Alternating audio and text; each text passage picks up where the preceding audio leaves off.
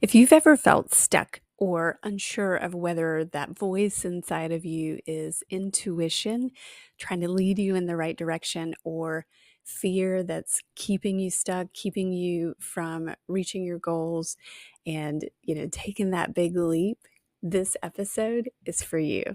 Today we're diving into a topic that is so relevant and so important for many, many people. And I've had this conversation so many times. I feel like it's worth putting into this recording so that you can come back to it as a reminder, as a way to keep yourself on track and moving always in the direction of your dreams.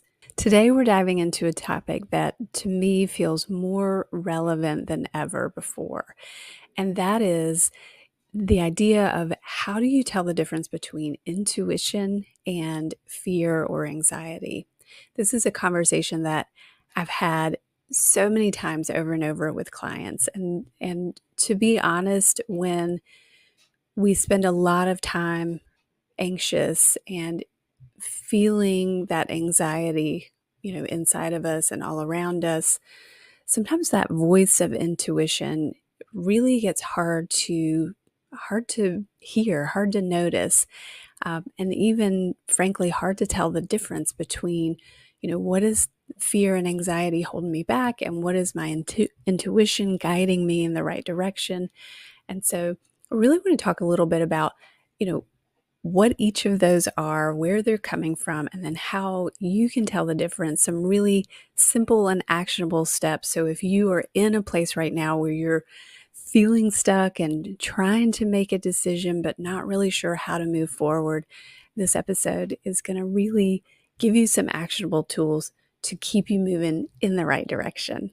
Let's start by defining intuition versus anxiety. So, starting with intuition, intuition is that gut feeling or that instinct that is really guiding you in the right direction on the path to your true higher self. But also, it is a way of keeping you safe. You've ever met somebody and you kind of get that feeling that something's off right away. A lot of times, that's our intuition telling us, something that we can't quite process, in our conscious mind, but our subconscious is noticing something that's off that we can't quite put our finger on yet, right? So that's a way that our intuition shows up. Fear and anxiety, when we live with a lot of anxiety, when we're surrounded by it, and my goodness, if you look at social media, it's hard to get away from fear and anxiety. So if we're spending a lot of time with that, really it gets harder to recognize that voice of intuition, because anxiety and fear, it's really, you know, the mind's response to perceived threats and uncertainties. And it can be right. We could be correct in having a fear or being anxious about a situation where there's actual danger. But a lot of times it's showing up in our daily life. It's showing up as a way to, it almost feels like it boxes us in, right? It closes us off to a lot of possibilities. And so when we are trying to make a new decision or find our next path or our next step forward, how do we know if this is, just fear that's holding us back, or if it's intuition telling us, you're going the wrong way? So, how can you tell the difference? How can you know if it's your intuition or fear and anxiety? So, here are three things that you can.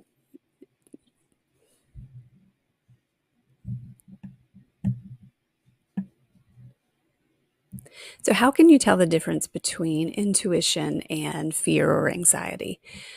Here are some signs to look out for. So, if it's intuition, it's going to feel calm and reassuring.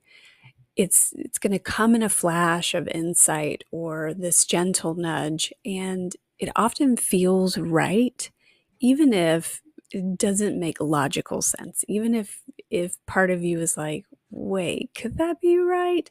But it feels right. You have that sense underneath those thoughts that tells you this is the right thing.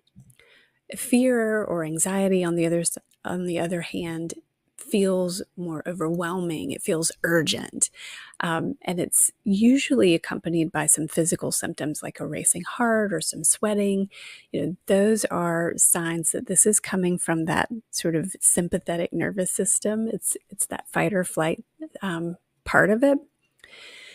And in your mind, you're often kind of running through these what if scenarios and negative thoughts, or seeing the worst case scenario, right? Like, whatever you're thinking about doing, all you think about is like the worst possible scenario that can happen. And we all know most of the time, the worst doesn't happen. It's something beneath that, but we always notice the worst, right? And that's fear and anxiety is going to tell you, like, stay out. This is terrible. This is dangerous. And give you kind of replay those worst case scenarios in your head over and over.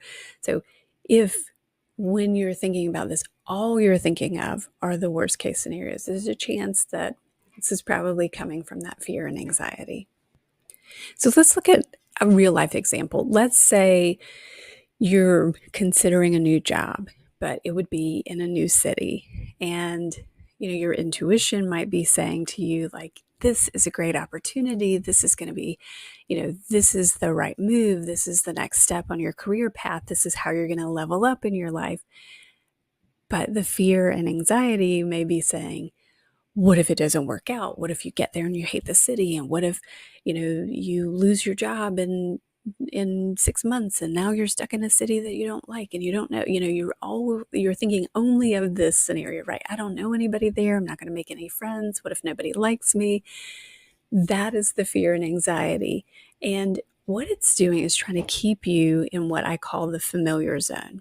So a lot of people talk about the comfort zone, and the comfort zone isn't totally accurate, because our fear, our anxiety wants to keep us in what's familiar, even if it's not comfortable. Even if you're in a scenario where you can't grow anymore, you need to move, you need to step out and do something different, fear and anxiety is going to tell you, like, keep things the same, don't make any changes, let's stay in the familiar, even if there is that discomfort. Same thing with things like, a bad relationship. People stay because it's familiar. You know, so we do this to ourselves in relationships, we do it in careers, we do it in, life experiences. We may not step out of our comfort zone or our familiar zone, even though there's some discomfort there that's telling us we're not in the right place. It's time to move on. It's, you have some other opportunities somewhere else. There's some dreams that you're putting on the shelf. That's how anxiety and fear keep us in our familiar zone.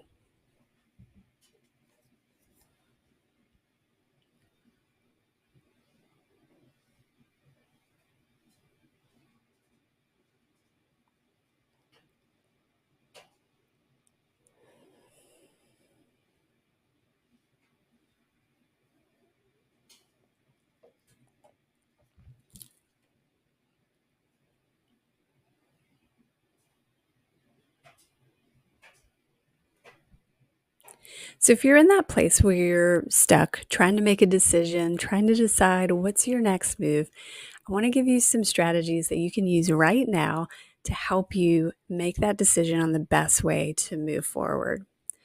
The first is to get quiet, right? One of our tendencies, I know for me, if I'm feeling nervous or uncertain about something, the first thing I want to do is research.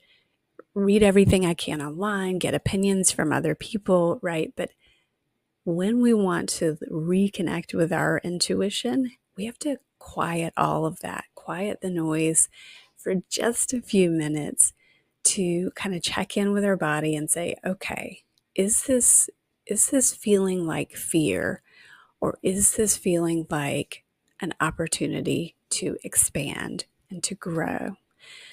So, step one, right? Get quiet.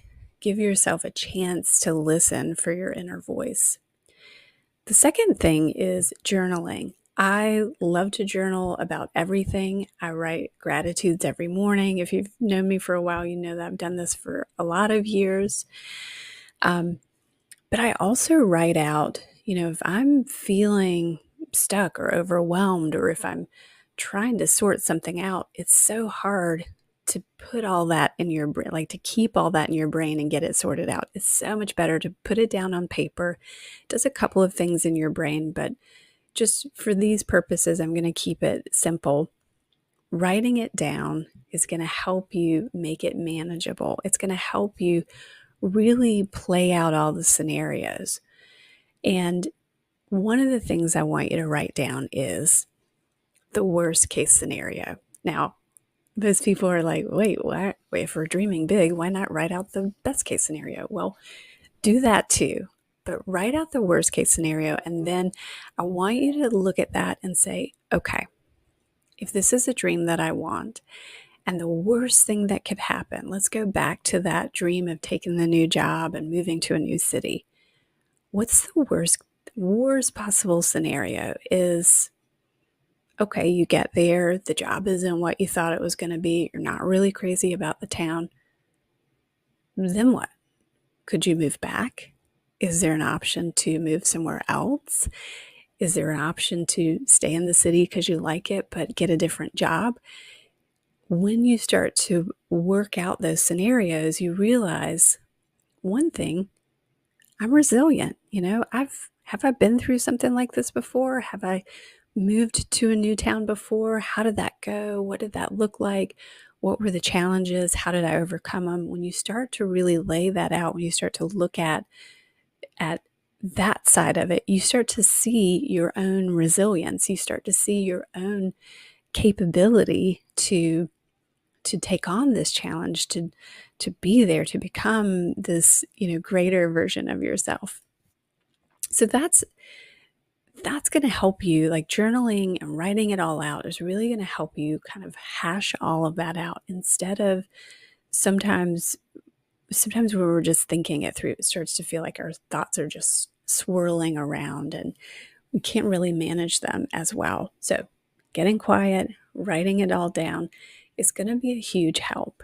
Now, then you really want to make that decision or get a better sense of, is this intuition? Is this fear and anxiety? And the best way to do that is to really manage anything that's going to be anxiety. So forget about the thoughts. Let's go back to, how does that feel in your body? How does anxiety feel in your body? It feels, like your heart is racing, your thoughts are swirling, you might be fidgety or jittery, or you might, have a lot of like nervous energy, right? So let's soothe and calm those anxious feelings and then see what's still there. Because once you can get those cleared out of the way, now you're going to say, okay, there is a real fear here. There is something that I need to address, right? I feel really nervous about moving to this city because I've never been there. So what do I need to do? Maybe I need to take a trip there next weekend and go explore and feel it and see what it looks like, and drive around the town, drive from the grocery store to the neighborhood I might live in. So then you can actually access those actionable steps, right? Once we clear that anxious feeling, anxious thoughts out of the way, now you can get back to intuition and really that sense of like rational, grounded decision making. So, how do we do that? How do we clear those thoughts? How do we soothe that?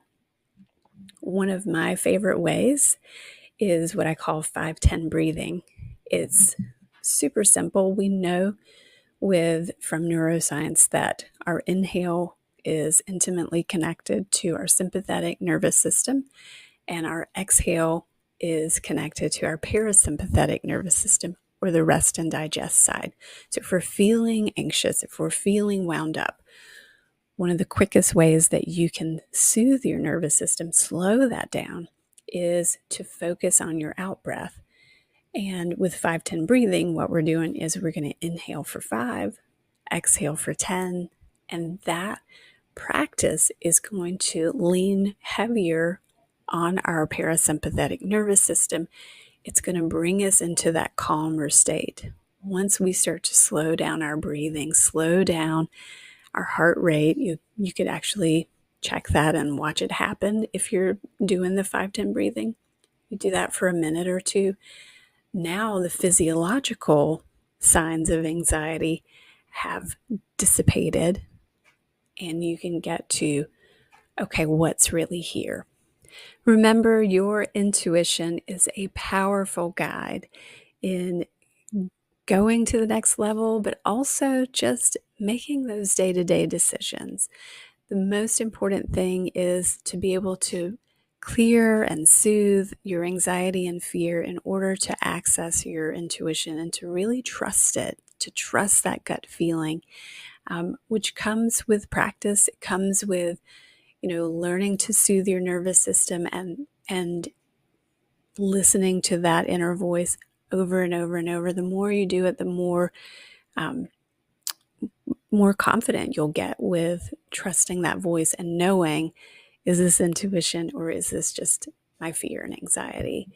And as that grows, you're going to find yourself more and more aligned with your goals and your dreams and who you want to be, and less driven by fear and anxiety and just staying boxed into your familiar zone when maybe it's time to grow. If you found this video helpful, please like, subscribe, share it with a friend who you think could use this, and stick around. We'll be back next week for more tips, more strategies for living the life of joy and peace and success that you totally deserve.